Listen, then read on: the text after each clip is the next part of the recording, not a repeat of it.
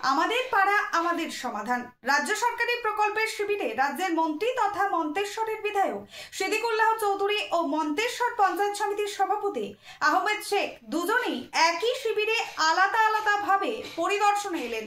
মাননীয় মুখ্যমন্ত্রী মমতা বন্দ্যোপাধ্যায়ের ঐকান্তিক উদ্যোগে রাজ্য সরকারের নির্দেশ অনুসারে সারা রাজ্যের সঙ্গে 2রা আগস্ট থেকে মন্তেশ্বর ব্লকেও আমাদের পাড়া আমাদের সমাধান রাজ্য সরকারের এই নতুন প্রকল্পটি সরকারিভাবেই শুরু হয়। সকাল 9:15 মন্ত্রী তথা মন্তেশ্বরের বিধায়ক সিদ্দিকুল্লাহ চৌধুরী উজনা সিজনা পঞ্চপল্লী উচ্চ বিদ্যালয়ে আমাদের পাড়া আমাদের সমাধান প্রকল্প শিবিরের কর্মসূচিতে পরিদর্শনে আসেন। এই শিবিরে বেলা 10টা পর্যন্ত ছিলেন মন্ত্রী তথা মন্তেশ্বরের বিধায়ক। পরিদর্শনের সময় 2-1 জন ছাড়া সাধারণ মানুষকে দেখা যায় না সরকারি প্রকল্পের পরিষেবা নেবার জন্য, অথচ দেখা গেছে বিরাট পুলিশ বাহিনী। মন্ত্রী 11টা পর্যন্ত থেকে মন্তেশ্বর থেকে চলে যাওয়ার পর ওই 2টি শিবিরে পরিদর্শনে আলাদা আলাদাভাবে আসেন শেখ মন্তেশ্বর পঞ্চায়েত সমিতির সভাপতি। ওই 2টি শিবিরের পরিদর্শনে এলে প্রচুর পুলিশ না থাকলেও সাধারণ মানুষের ভিড় ছিল প্রচুর। আমাদের পাড়া আমাদের সমাধান রাজ্য সরকারি প্রকল্পের শিবিরে রাজ্যের মন্ত্রী তথা মন্তেশ্বরের বিধায়ক সিদ্দিকুল্লাহ চৌধুরী ও মন্তেশ্বর পঞ্চায়েত সমিতির সভাপতি আহমেদ হোসেন শেখ দুজনে একই শিবিরে আলাদা আলাদাভাবে পরিদর্শনে এলেন। মাননীয় মুখ্যমন্ত্রী মমতা বন্দ্যোপাধ্যায়ের ঐকান্তিক উদ্যোগে রাজ্য সরকারের নির্দেশ অনুসারে সারা রাজ্যের সঙ্গে 2রা আগস্ট থেকে মন্তেশ্বর ব্লকেও আমাদের পাড়া আমাদের সমাধান রাজ্য সরকারের এই নতুন প্রকল্পটি সরকারিভাবে শুরু হয়। আজ মন্তেশ্বর ব্লকের ভাগড়া মূলগ্রাম অঞ্চলের 102-103 নম্বর এই 2টি বুথ নিয়ে উজনা পঞ্চপল্লী বিদ্যালয়ে অনুষ্ঠিত হয়। অপরটি ভাগড়া গ্রামে 107, 108, 109, 110 নম্বর এই 4টি বুথ নিয়ে ভাগড়া উচ্চ বিদ্যালয়ে আমাদের পাড়া আমাদের সমাধান প্রকল্প কর্মসূচি অনুষ্ঠিত হয় সকাল 9টা থেকে বেলা 12টা পর্যন্ত। সকাল 9:15 মন্ত্রী তথা মন্তেশ্বরের বিধায়ক সিদ্দিকুল্লাহ চৌধুরী উজনা সিজনা পঞ্চপল্লী উচ্চ বিদ্যালয়ে আমাদের পাড়া আমাদের সমাধান প্রকল্প শিবিরের কর্মসূচিতে পরিদর্শনে আসেন। এই শিবিরে বেলা 10টা পর্যন্ত ছিলেন মন্ত্রীর সঙ্গে ছিলেন মন্তেশ্বরের BDO Sanjay Das, joint BDO Somnath Sau সহ অন্যান্য আধিকারিকরা। এই শিবির মন্ত্রী তথা মন্তেশ্বরের বিধায়ক পরিদর্শনের সময় 2-1 ছাড়া সাধারণ মানুষকে দেখা যায়নি সরকারি প্রকল্পের পরিষেবা নেওয়ার জন্য, অথচ দেখা গেছে বিরাট পুলিশ বাহিনী। তারপর 10:30 মন্ত্রী ভাগড়া উচ্চ বিদ্যালয়ের শিবিরে আসেন। এই শিবিরেও একই অবস্থা, 2-1 জন ছাড়া সাধারণ মানুষজনকে দেখা যায়নি। এই শিবিরে এসে মন্ত্রী শিবিরের স্বাস্থ্যকর্মী ও বিদ্যালয়ের শিক্ষকদের সঙ্গে বৈঠক করেন। বিদ্যালয়ের সমস্যাগুলির খোঁজখবর নিয়ে মন্ত্রীর এই আশ্বাসে স্কুল কর্তৃপক্ষ খুশি। তারপর মন্ত্রী 11টা পর্যন্ত থেকে মন্তেশ্বর থেকে চলে যাওয়ার পর ওই আমাদের পাড়া আমাদের সমাধান প্রকল্পের ওই 2টি শিবিরে পরিদর্শনে আলাদাভাবে আসেন মন্তেশ্বর পঞ্চায়েত সমিতির সভাপতি আহমেদ হোসেন শেখ। মন্তেশ্বর পঞ্চায়েত সমিতির সভাপতি ওই 2টি শিবিরের পরিদর্শনে এলে প্রচুর পুলিশ না থাকলেও সাধারণ মানুষের ভিড় ছিল প্রচুর। পঞ্চায়েত সমিতির সভাপতি Ahmed Hossain Sheikh, BDO Sanjay Das, joint BDO Somnath সাউয়ের সঙ্গে এই শিবিরগুলি ঘুরে ঘুরে সাধারণ মানুষজনদের অভাব অভিযোগ এবং সমস্যার কথা শুনে এবং তাদের আশ্বস্ত করেন পঞ্চায়েত সমিতির সভাপতি। মন্ত্রী তথা মন্তেশ্বরের বিধায়ক সিদ্দিকুল্লাহ চৌধুরী শিবিরগুলিতে পরিদর্শনে এলে সাধারণ মানুষের ভিড় না হওয়ার জন্য মন্ত্রী নাম না করে বলেন এক ধরনের কুচক্রী নেতৃত্বরা সাধারণ মানুষজনকে আসার জন্য বারণ করেছে। এতে তাদের সুবিধে কিছু হবে না, সাধারণ মানুষজনদের ক্ষতি হবে, কারণ এই প্রকল্পের শিবির বারবার হবে না। সেখানে যাইনি ঠিক আছে বলি, এটা ধীরে ধীরে হয়। কিছু মানুষকে ভুল বোঝানো হয়, কিছু মানুষ চাষবাসের কাজ করছে, কিছু মানুষ ভাবছে যাব, কিছু মানুষ ভাবছে একসাথে যাব, কোনো নেতারা ভাবছেন আমি দলবদ্ধভাবে নিয়ে যাবো ক্রিমটা আমি খাবো। এখানে ক্রিম খাবার কোনো জায়গা। তাই সাধারণ মানুষজন তাদের পাড়ার অভাব অভিযোগগুলি না জানাতে পারলে তারাই বঞ্চিত হবে।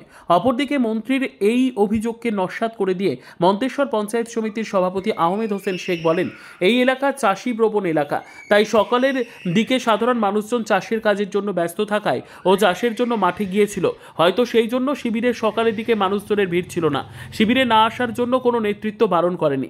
এই শিবিরে এই বুথগুলির স্থানীয় মানুষজন এখানে এসে তাদের এলাকার রাস্তা, জল নিকাশির ব্যবস্থা, পাড়ায় পাড়ায় উচ্চ সম্পন্ন লাইটের ব্যবস্থা সহ অভাব অভিযোগ নতুবা তাদের প্রস্তাব নথিভুক্ত করেন। দেখুন, আমি মনে করি যারা প্রশ্ন করছেন আপনারা সাংবাদিক, আপনারা জ্ঞানী মানুষ, আপনার পঞ্চায়েতগুলোকে যে খোঁজ খবর নেন, যে ওনার কোনো টাকা কোনো পঞ্চায়েতকে যদি দিয়ে থাকে সেটা পঞ্চায়েত থেকে যদি খোঁজ পাবেন, সেটা পঞ্চায়েতের কাছে আমরা খোঁজ খবর নেন না। ভিত্তিহীন কথাবার্তারা, এগুলো কোনো মানে হয় না।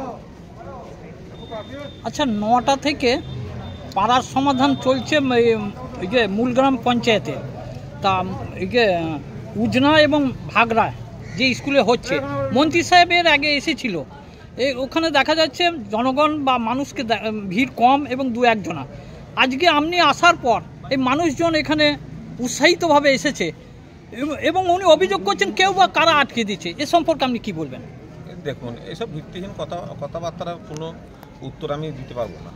কারণ ঘটনা হচ্ছে, দেখুন, এলাকায় হয়তো এখন গ্রাম এলাকা চাষবাস হচ্ছে, হয়তো মানুষজন মাঠে ঘাটে আছে, হয়তো একটু দেরিতে ক্যাম্পে এসছেন, কিন্তু যেসব কথাবার্তাগুলো বলছিলেন এগুলো কোনো যুক্তি নেই। এবার হয়তো আমরা যখন ঢুকেছি তখন হয়তো মানুষজন এখানে উপস্থিত হয়েছেন, ক্যাম্প রেজিস্ট্রেশন তার আগে থেকেও আমাদের চলছে, রেজিস্ট্রেশন সব শুরু হয়েছে।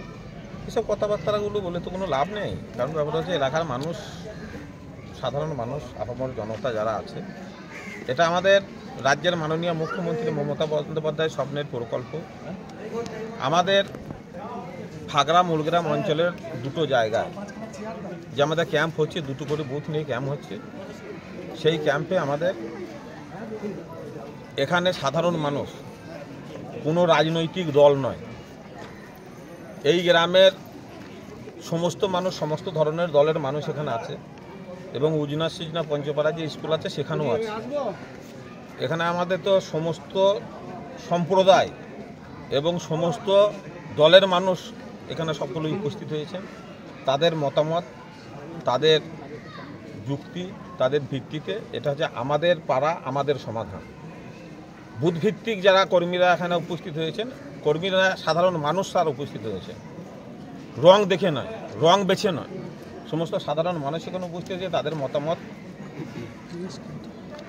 পোষণ করবেন, কার কি চাহিদা, কোন পাড়ায় কি প্রয়োজন, কোনখানে কি কাজ করতে হবে, তারা যেভাবে বলবে সেখানে প্রায়োরিটি হিসাবে এখানে এসে থেকে আমাদের বিধায়কের উপস্থিতিতে একটা মানুষকে আমরা চোখে দেখতে পাই না, অথচ আহমদ হোসেন শেখ পঞ্চায়েত সমিতির সভাপতি তিনি এলেন, প্রচুর মানুষের ভিড় দেখা যাচ্ছে 2টো ক্যাম্পে। তাহলে এটা কি মানে কর্মীরা কি কাজ করছে না? আপনার কর্মীরা কি বেশি কাজ করছে নাকি আপনার ক্যারিজমা?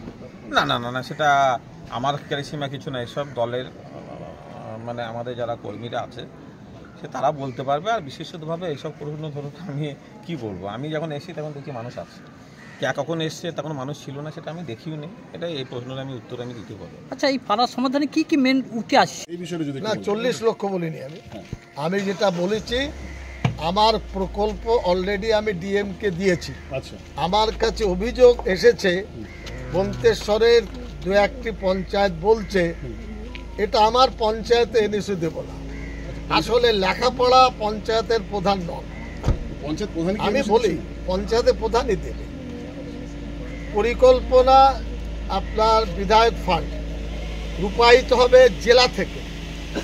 তার ধারণা করা উচিত লেখাপড়া জেনে যেটা আমি পারবো না এমন কাজ, যে কাজ সে করার অধিকার রাখে না, তার পাড়ায় উন্নয়ন হবে।